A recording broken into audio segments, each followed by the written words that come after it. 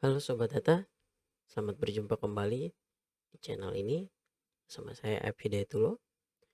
Di video kali ini saya akan membahas tentang R dan R Studio mulai dari awal ya, dari basic ya. Yang pertama tentu saja kita akan coba melakukan demo untuk proses instalasi R dan R Studio itu sendiri. Oke.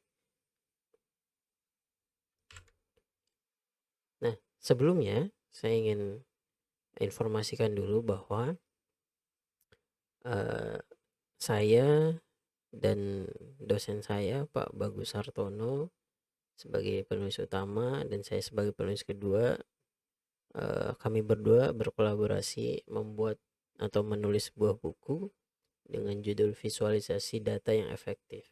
Nah, di buku ini Sobat Data bisa mempelajari dan mendapatkan berbagai insight baru, mungkin bisa dibilang pedoman ya, beberapa pedoman dan eh, ya saran-saran bagaimana cara membuat dan membangun visualisasi yang lebih menarik, efektif sehingga pesan yang ingin disampaikan kepada para audiens, pendengar ataupun pembaca dan yang melihatnya penonton ya, pesan tersebut bisa disampaikan lebih baik, lebih efektif sehingga eh, pesannya ya bisa ditangkap dengan maksimal. Nah, buku ini bisa didapatkan dengan cara memesan melalui 3 platform e-commerce itu ya. Yang pertama ada Tokopedia, ada Shopee, dan ada juga dari IPB Press. Nah, buku ini dicetak atau diterbitkan oleh IPB Press. Ya, silahkan bagi teman-teman yang tertarik bisa beli buku ini dan juga dukung channel ini. Oke, berikutnya saya sudah dan sedang menulis gitu ya buku online. Saya upload di bookdown.org APSTK intro R. Buku ini saya namakan pengantar, ya saya beri judul pengantar pemrograman R dan R Studio, R dan R Studio. Nah, buku ini sendiri ya saya tulis sebagai bahan sharing ya. Mungkin bagi teman-teman yang sobat data yang masih baru ya, baru banget mulai terjun ke dunia analisis atau baru banget belajar tentang R itu apa gitu ya. Mungkin di bangku kuliah atau ya mungkin benar-benar baru gitu ya. Mudah-mudahan dengan tulisan ini bisa bermanfaat ya. Jadi buku ini membahas R mulai dari dasar. Nah, di buku ini, buku online ini yang sudah saya tulis itu kurang lebih ada 5 ya, 5 chapter, 5 bab, dan chapter ke-6-nya ini masih ditulis ya dalam tahap penulisan, dan tentu saja bab 1 sampai bab 5 pun masih ada, kadang-kadang masih ada perbaikan. Makanya buku ini saya buat secara online, bisa diakses secara online sehingga ketika ada update, ada perubahan, sobat data yang ingin belajar pun bisa mendapatkan update tersebut dengan mudah. Baik, eh, di bab pertama ya saya akan membahas bab pertama dulu. Jadi untuk pengantar R dan R Studio ini tentunya kita kenalan dulu dengan R-nya. Ya, R itu apa, R Studio apa, kedua makhluk ini apa gitu ya. Kemudian apa sih yang bisa kita lakukan gitu ya dengan kedua software ini. Oke, baik. Yang pertama perkenalan singkat dulu tentang R. Biasanya ya ada yang membahasnya panjang lebar, ada yang membahasnya secara singkat aja gitu ya. Jadi R ini adalah sebuah program software, ya perangkat lunak atau bilangnya tools gitu ya, yang macam-macam. Intinya sebuah software yang bisa kita gunakan untuk melakukan pemrograman dan komputasi statistik gitu ya. Kenapa komputasi statistik? Karena memang R ini dari awal dibuat untuk kebutuhan statistik, analisis statistik dan grafisnya, gitu ya, membuat chart dan sebagainya. Tim yang membuat R ini ya itu disebut dengan R core team, gitu ya. Jadi ada sebuah tim dan ada foundationnya, ada fondasi mereka, yayasan gitulah ya. Jadi mereka yang mengupdate, memperbarui dari segi core-nya. Jadi kenapa ada core? Ya karena ada samping-sampingnya gitu ya. Ada cabang-cabang lainnya. Oke. Nah, saat ini R ini atau R ya, kadang saya R, kadang R. R ini digunakan dan dikenal secara luas terutama oleh para statistisi, data scientist, data analis gitu ya, sebagai salah satu software pilihan ya yang cukup powerful untuk melakukan analisis data dan kegiatan data science lainnya. Ya tentu saja selain R masih banyak yang lain ya. Yang terkenal salah satunya juga Python misalnya. Karena R ini dibuat dari awalnya yaitu dengan tujuan untuk kebutuhan komputasi statistik yang mempermudah, karena kalau dulu kan analisis statistik perhitungannya masih melakukan mungkin manual gitu ya, ditulis manual, itu manual mungkin pakai kalkulator, ataupun kalau menggunakan komputer ya masih cukup rumit gitu ya, masih sederhana kalau dulu komputernya, sehingga eh, diperlukan gitu ya, merasa diperlukan sebuah alat untuk mempermudah pekerjaan tersebut gitu ya. Jadi awalnya R ini digunakan oleh para ilmuwan atau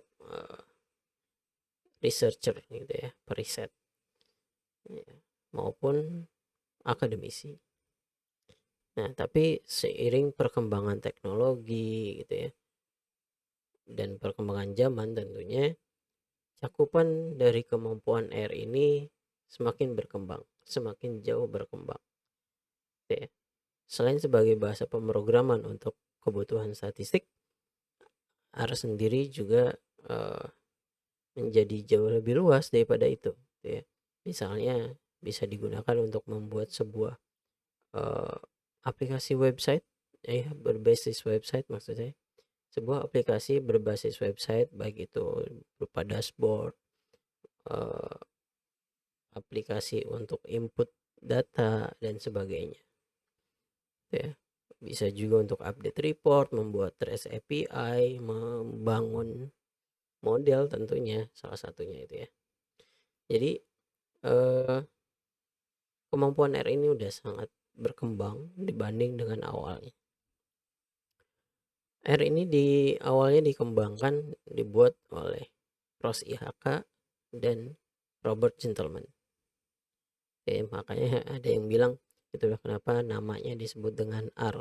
Ya, karena mengambil inisial pertama dari kedua penciptanya ini. Ya. R sendiri bahasa pemrograman yang sebenarnya bukan pertama, bukan yang baru dari R langsung gitu ya. Tapi merupakan apa ya? Predecessor, aksesor dari bahasa S atau S plus gitu. Jadi eh, kalau yang pernah belajar bahasa S pasti akan menemukan banyak kemiripan antara bahasa pemrograman R dan bahasa program S atau S plus. Ya, kalau S plus itu seingat saya udah berbayar waktu itu ya. Makanya dibuat sebuah bahasa pemrograman namanya R yang open source. Oke. Nah, beberapa ya mungkin mungkin bukan dibilang kelebihan juga ya kalau sekarang, ya bisa dibilang kemampuannya lah ya, kemampuan dan kelebihannya. Tentu saja yang pertama tadi saya bilang bahwa R ini adalah open source, sebuah software open source yang dengan kata lain programnya atau source code-nya ini bisa diakses, bisa dilihat, bisa ditambahkan gitu ya, bahkan dibagikan atau digunakan oleh siapapun gitu ya. Karena itu istilahnya dari open source. Karena open source otomatis sebuah bahasa pemrograman yang dicap sebagai open source bisa digunakan secara gratis dan bisa dikembangkan oleh siapa aja, dan siapapun bisa ikut berkontribusi untuk mengembangkannya. Tidak harus dari core-nya, tapi bisa dari samping-sampingnya gitu ya. Oke, yang berikutnya R ini bisa dikembangkan melalui package. Ya, ada namanya package. Jadi package ini biasanya berupa kumpulan function gitu ya, kumpulan script yang bisa digunakan untuk kebutuhan tertentu ataupun secara general. Oke, yang ketiga, awalnya kan dibuat oleh statistisi gitu ya, untuk statistisi, tapi kali ini ya di zaman sekarang bukan hanya statistisi. Kalau statistisi itu kan biasanya yang dikenal sebagai orang lulusan statistik ya, jurusan statistik. Tapi kalau sekarang siapapun bisa pakai gitu ya, yang mau belajar tentunya. Kemudian R ini ditambahkan gitu ya dengan kemudahan melakukan transformasi data gitu ya, memiliki kemudahan dalam melakukan transformasi dan pemrosesan data, karena dari awal memang R ini dibuat ya untuk melakukan analisis gitu ya, dan juga penyiapan datanya.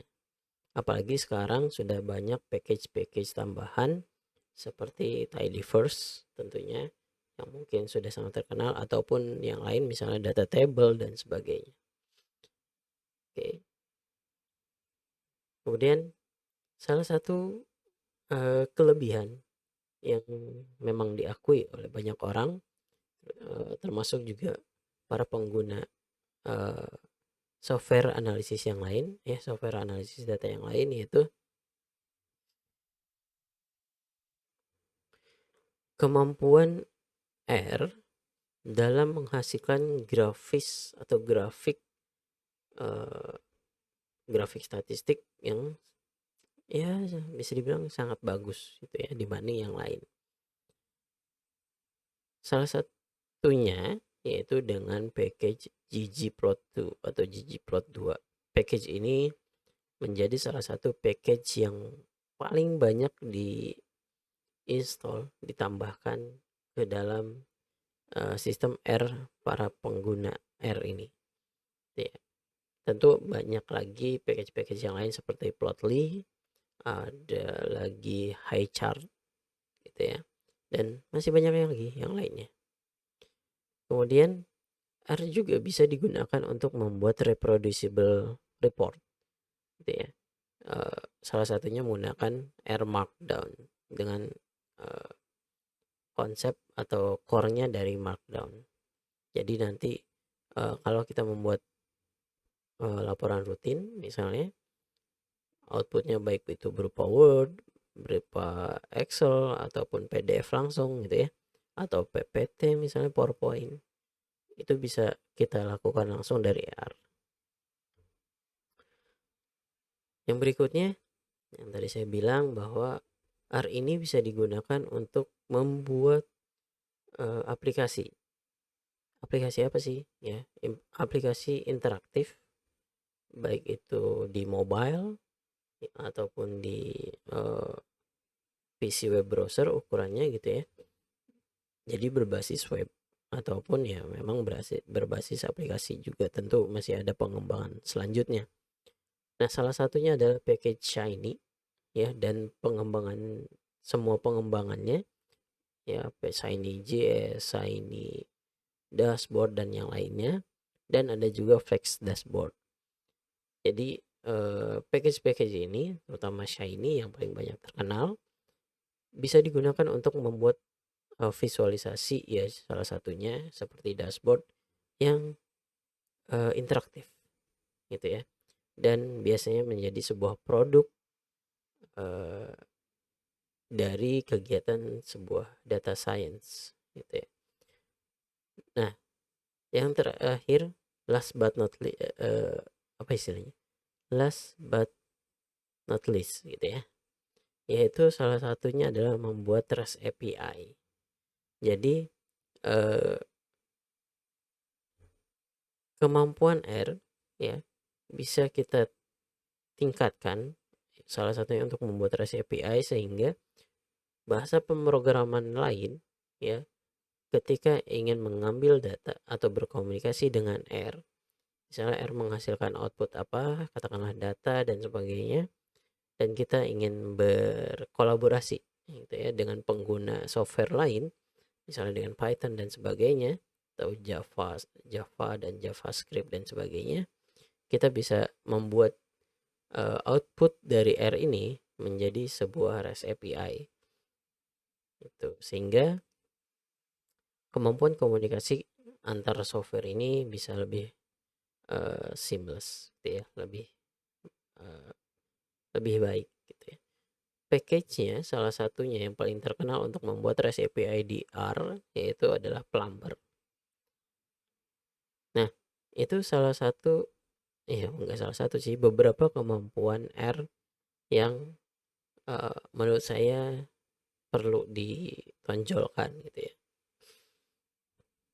Karena terutama kayak REST API masih banyak orang yang belum tahu, dan ketika mereka mengetahui, mereka yang wow, ternyata R juga bisa loh untuk eh, membuat API gitu ya. Oke, tentunya masih banyak lagi em, kemampuan R yang lain ya yang tidak bisa saya sebutkan di sini, sehingga teman-teman sobat data yang ingin mengetahui lebih lanjut bisa mencari literatur lain, referensi lain gitu ya, dan tulisan-tulisan yang lain. Oke, yang berikutnya kita akan coba download dan install R gitu ya. Jadi eh, untuk menginstal R dan R Studio ini sangat mudah. Yang pertama, tentu saja kita bisa install R dulu ya. Sebaiknya install R dulu. Untuk mendapatkan R, kita bisa download atau unduh dari https cran.rstripproject.org.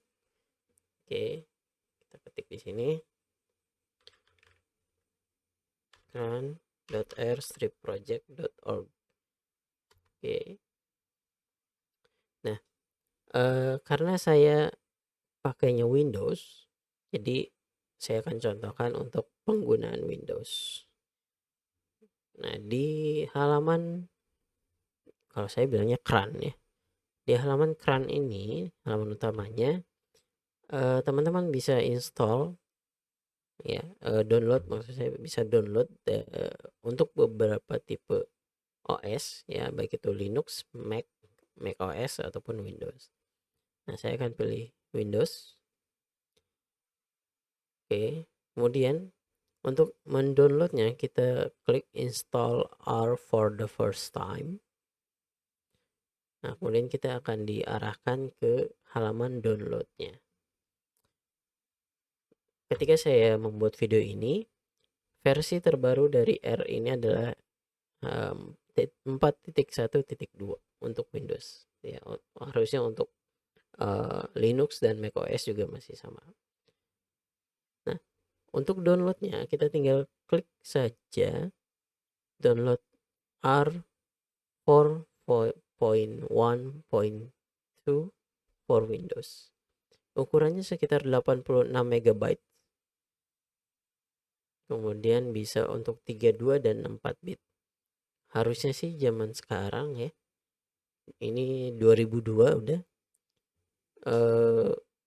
Kebanyakan sistem Windows sudah menggunakan 64 bit.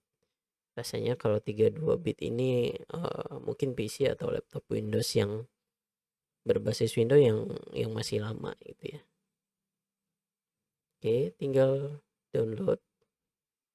Kemudian misalnya saya mau simpan di dokumen ya. Oke, nunggu download.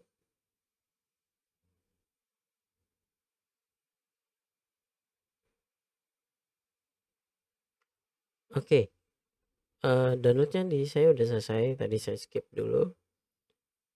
Dan ini filenya udah ada. R4.1.2 strip WinExe ya, ini saya udah ada.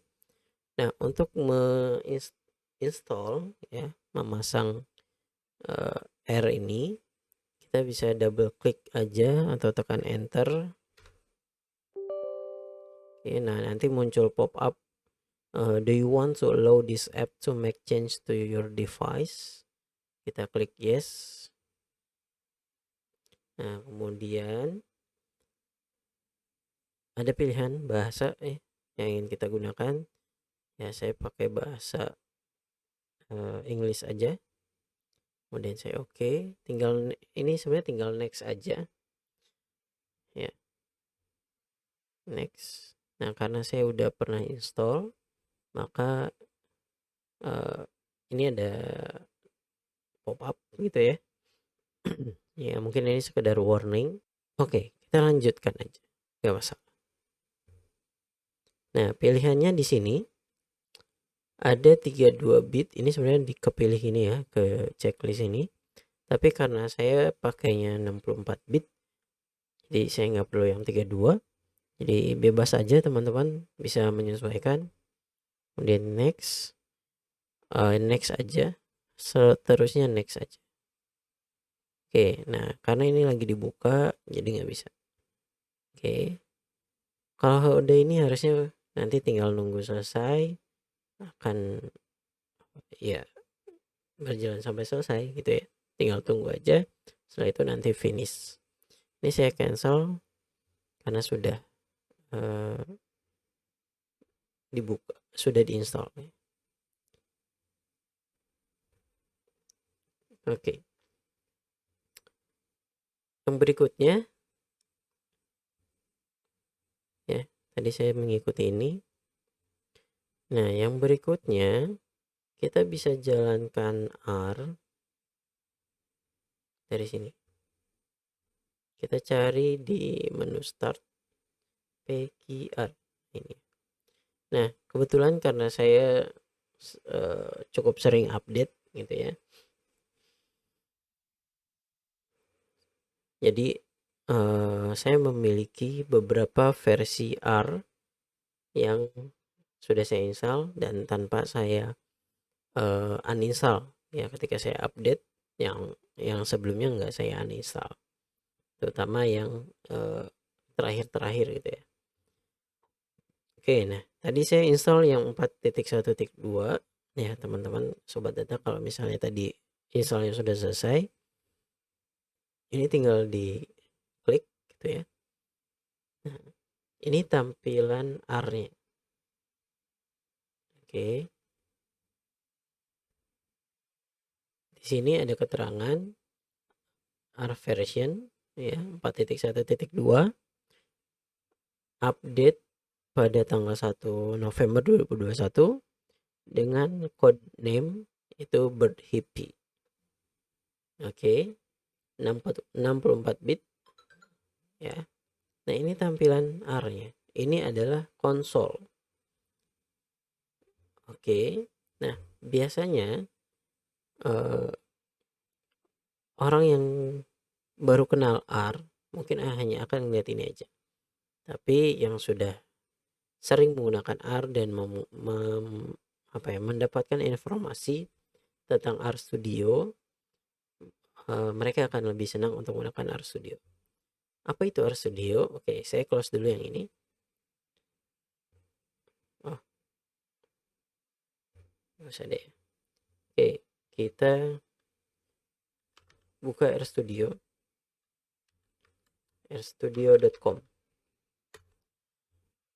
Oke, jadi RStudio ini adalah sebuah software lagi, ya.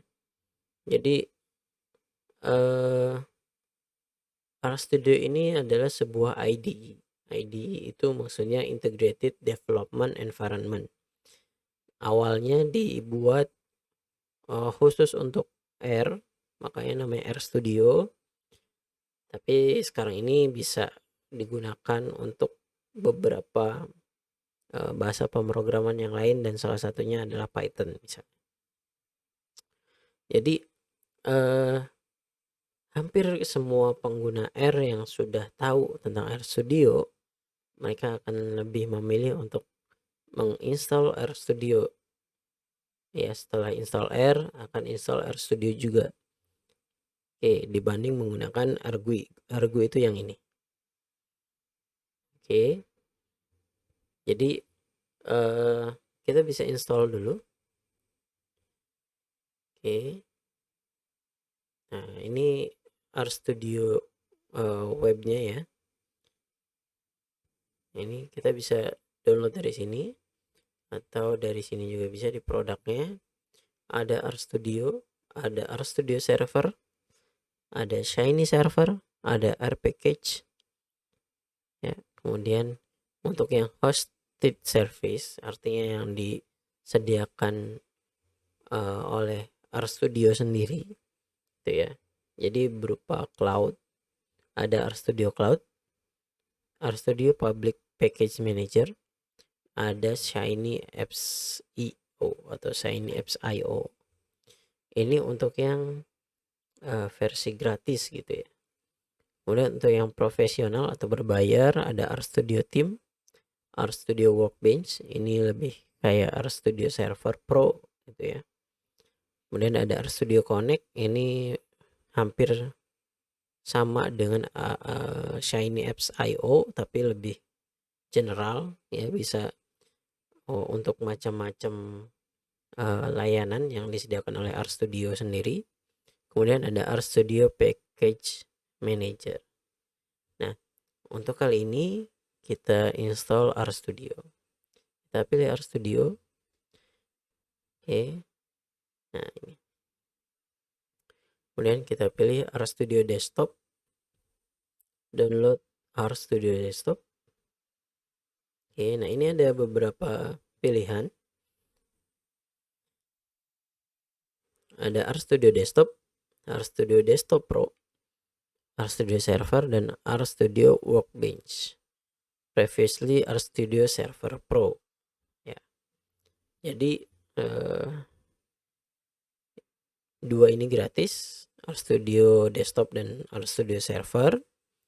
Kemudian yang Desktop Pro, ya pokoknya yang Pro lah ya. Desktop Pro dan Workbench ini bayar. Nah, kita pilih yang free aja. Oke, nah RStudio Desktop sekarang versinya adalah 2021.09.1 plus 372. Ini yang terbaru. Oke. Nah, pertama kita harus sudah install R dulu. Yang dibutuhkan adalah R versi 3.0.1 ya minimal. Lebih baru lebih baik. Kemudian baru kita download. Ini download seperti biasa. Karena saya sudah download sebelumnya, jadi nggak perlu saya download. Ya, atau ini secara otomatis karena saya pakai Windows, RStudionya ya dari webnya menyediakan tombol untuk langsung download dari untuk Windows. Ukurannya sekitar 156 MB ya, sekitar 2 kali lipat dari R tadi. Atau yang lain ya, bisa menyesuaikan. Ada macOS, Ubuntu, Fedora, Debian, OpenSUSE ya, dan sebagainya. Bisa juga dari sini. Oke. Nah, karena saya sudah install, sudah download maksudnya.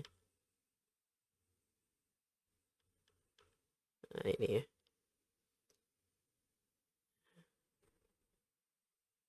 Nah, yang terakhir saya gunakan adalah versi 0 gitu ya. Oke. Saya coba download biar dapat yang terbaru juga. Ya, karena ini masih kurang lebih sama ya. Harusnya belum banyak perubahannya. Jadi R Studio ini selain kita bisa gunakan untuk membuat script, terutama untuk analisis data, kita juga bisa membuat laporan, bisa membuat buku ya. Buku yang tadi saya perlihatkan itu saya buatnya fully di R Studio gitu ya. Kecuali untuk gambar-gambar saya buat di luar dan data-datanya, tapi untuk mengetik gitu ya dan mengeluarkan outputnya itu langsung dari R Studio. Oke, sudah selesai download. Ini saya install. Oke, do you want to allow this app to make change to your device? Yes. Oke, nah muncul pop-up ini. Kita next aja. Kita next aja. Kita tunggu.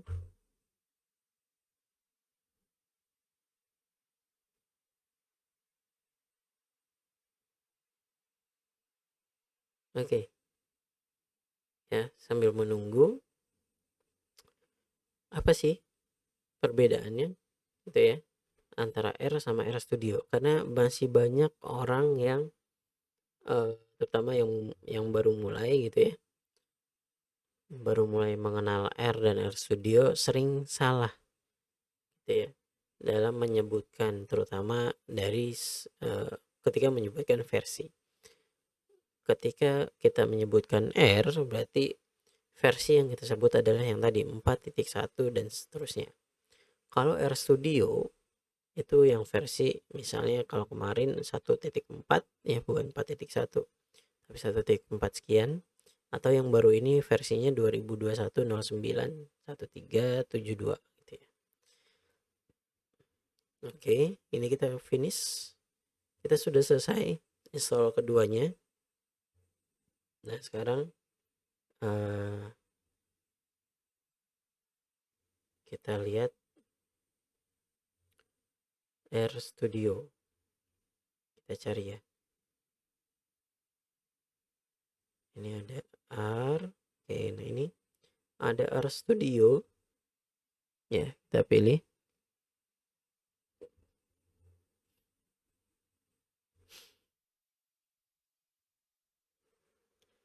Oke, nah ini contoh buku yang tadi, buku yang saya tulis tadi, dan saya buatnya fully di R Studio. Ini contohnya. Oke, ini saya close dulu, close project. Nah, kurang lebih ini tampilannya. Mungkin kalau teman-teman ketika membuka biasanya seperti ini awalnya. Ya, awalnya kurang lebih seperti ini. Ya, tentu bisa diatur. Nanti kita akan bahas gimana cara customize R Studio. Ya. Oke. Saya coba kembalikan ke awal ya. Jadi kurang lebih seperti ini. Putih ya, terang. Oke, nah di versi R Studio yang baru kita bisa lihat sini ada logo ya di bagian konsol. Kemudian versi R-nya pun di sini ada ya. R 4.1.2. Kalau versi yang sebelumnya nggak ada nih.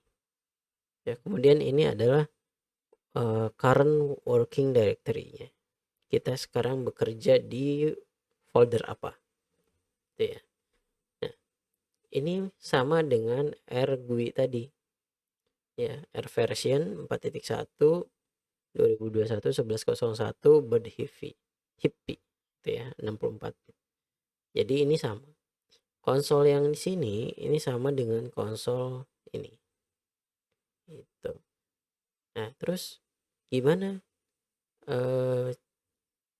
kita pakai software ini gitu ya? Apakah kita harus buka keduanya gitu ya? Nah, ini nggak perlu. Kita bisa pilih salah satu aja. Dan kalau saya pribadi, saya lebih senang menggunakan RStudio.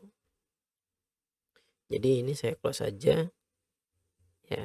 Kita sekarang menggunakan RStudio. Nah, ini ya. Oke. Saya kenalkan dulu, tentu di atas ini ada menunya ya. Ada file, edit dan seterusnya. Kemudian di sini ada toolbarnya. Ya, ini bisa untuk membuat file baru, ini untuk project baru, open file atau project. Kemudian ini save. Kemudian di sini ada go to file. Ya, kita mau buka file apa, kita tinggal ketik namanya atau bahkan script yang ada di dalamnya. Ya, misalnya kita lupa nama filenya apa, kita hanya ingat bagian salah satu scriptnya aja, kita bisa cari di sini. Kemudian di sini untuk merubah layout ya. Ya, tadi saya misalnya konsolnya saya ganti, pindahkan ke sebelah kanan. Nih ya. Konsol yang tadinya di sini sekarang ada di kanan. Environment ya di sini. Yang tadinya di sebelah sini sekarang pindah ke sini. Dan muncul satu panel baru, satu panel untuk editor ya, script editor. Kemudian di sini ada add-ins. Kalau sobat data sudah pernah install package, nanti kita akan bahas. Jadi ada beberapa package yang punya add-ins. Nah, package yang punya add-ins itu, add-insnya bisa kita akses melalui ini. Ya, ini beberapa package yang sudah saya install. Salah satunya adalah Bookdown, ClipR, Color Picker, DevTools dan sebagainya. Oke. Ya. Kemudian ya, ini scriptnya ya, kalau kita mau ketik script ya, buat script apapun kita bisa lakukan di sini, script R-nya. Kemudian di sini ada konsol, ada terminal atau command prompt. Kemudian ada jobs, nanti kita akan bahas tentang jobs ini. Kemudian yang di bawah sini ada environment. Jadi objek-objek dan data-data apa saja yang sudah kita buat dalam satu sesi ini akan ada di dalam environment. Dan tentu kita punya beberapa opsi lagi yang lain gitu ya. Nanti kita akan bahas secara terpisah. Kemudian ini history.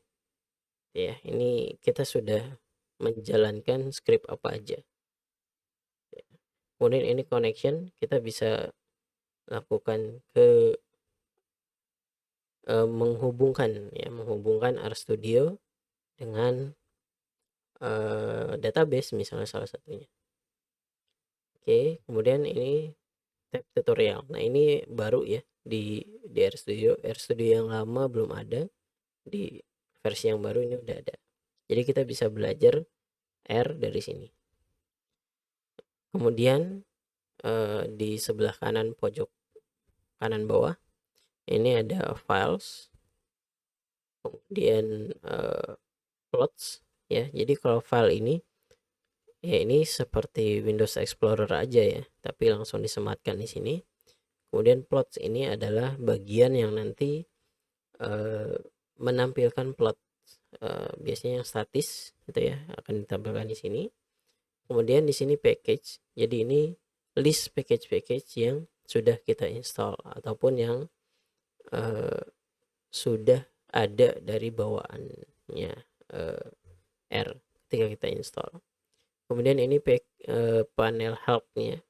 Nah, bedanya kalau di RGUI yang tadi, ketika kita ingin mengakses help, maka dia akan membuka web browser default yang ada di PC kita. Misalnya saya defaultnya pakai Chrome gitu ya. Maka ketika saya ingin mengakses help-nya, dia akan membuka satu Chrome sendiri. Nah, kalau di RStudio ini sudah ada. Jadi kita nggak perlu membuka web browser, ya, mengaksesnya melalui web browser. Kita bisa akses dari sini langsung. Atau kalau kita memang ingin mengakses melalui web browser, bisa juga show in new window. Ya. Tapi ini bukan berupa web browser ya. Jadi dia cuma window baru dari RStudio. Oke, kemudian yang berikutnya ada viewer. Viewer ini untuk menampilkan output berupa visual biasanya, ataupun yang dinamis gitu ya, yang interaktif seperti Shiny, kemudian Plotly dan sebagainya gitu ya. Jadi kalau di plots itu yang statis, yang viewer ini yang dinamis atau interaktif. Kemudian kita juga bisa, ini saya ada salah satu yang ketinggalan, kita bisa membuat sebuah project gitu ya. Jadi kalau di R itu biasanya kita bisa buat sebuah project, atau kita tentukan dulu working directory kita mau di mana kita bekerja gitu ya. Nah, salah satunya adalah untuk membuat project. Ini kita akan bahas juga nanti ya. Oke, itu dulu perkenalan untuk R dan RStudio. Kita tadi sudah kenalan dengan R itu apa, RStudio itu apa. Oh, salah satu lagi saya lupa. R dan RStudio tadi ya. Kenapa sih harus menggunakan dua software ini? Gitu ya. Oke, pertama, R dan RStudio itu sering saya analogikan seperti sebuah mobil. R itu adalah engine-nya, mesinnya, dan kerangka mobilnya. Kemudian RStudio itu ya tampilan luarnya dan interiornya gitu ya, yang mempermudah dan mempercantik mobil tersebut. Bayangkan kalau kita bawa mobil tanpa dashboard dalamnya ya, dan tampilan luarnya pun masih jelek gitu ya, bisa nggak kita pakai? Bisa, yang penting kan mesinnya berjalan, kemudian kita melakukan pengereman, injak pedal gas dan seterusnya ya, fungsi-fungsi standar tanpa ada layar, dashboard dan sebagainya. Nah, RStudio perannya lebih seperti dashboard gitu ya. Jadi kalau kita mau menghidupkan mesin, kita bisa hidupkan melalui dashboard dalamnya, di dalam dashboard gitu ya. Dashboard mobil maksudnya. Jadi kita bisa putar kuncinya misalnya kalau yang masih cara lama gitu ya, atau tekan tombol untuk mobil-mobil yang modern, dan itu kita lakukan di dalam dashboard. Nah, R pun sama. Kita bisa menjalankan R ya tanpa membuka R-nya langsung, tapi kita buka melalui RStudio. Jadi kita membuka dan menjalankan R di dalam RStudio. Itu salah satunya ya. Terus bisa nggak kalau saya install salah satunya aja? Jawabannya tergantung. Kalau teman-teman nggak mau install RStudio, saya pakai RGUI aja maunya gitu ya, bisa gitu ya. Jadi tadi saya bilang, bisa nggak kalau kita jalankan sebuah mobil yang di situ cuma ada mesin dan kerangkanya doang, ada pedal gas tapi berfungsi? Bisa gitu ya. Tapi bayangkan kalau zaman sekarang bawa mobil cuma kelihatan mesinnya doang gitu ya, nggak ada tutupnya, nggak ada kap mesin dan sebagainya, nggak ada dashboard, interior dan sebagainya. Yaitu kalau hanya menggunakan RGUI, itu analogi yang biasa saya pakai. Nah, kalau gitu bisa nggak saya pakai RStudio aja, saya nggak usah install R dulu gitu? Jawabannya nggak bisa, karena RStudio ini hanya sebagai interiornya, dashboardnya. Bayangkan teman-teman punya mobil, dashboardnya bagus, interiornya bagus, kursinya empuk, fiturnya banyak, tapi nggak ada mesin dan kerangkanya. Kira-kira bisa berjalan nggak? Enggak. Itu analogi untuk menjelaskan R dan RStudio itu seperti apa sih, gitu ya. Kenapa harus kita install keduanya. Oke, saya balik lagi. Jadi untuk menjalankan atau menggunakan R melalui RStudio, kita harus install R dulu, baru kita install RStudio-nya dan kita buka melalui RStudio. Oke, itu aja pengantar ya, cara install R dan RStudio dan beberapa perkenalan singkat melalui tentang R dan RStudio. Di video berikutnya kita akan coba menjelaskan menu-menu dan fitur-fitur yang ada di RStudio, karena kita perlu berkenalan juga dengan software ini kalau kita ingin menggunakannya secara lebih optimal ya, lebih baik dan lebih banyak fiturnya yang ingin kita manfaatkan. Sekian dari saya, Hidayatullah. Terima kasih sudah nonton. Assalamualaikum warahmatullahi wabarakatuh.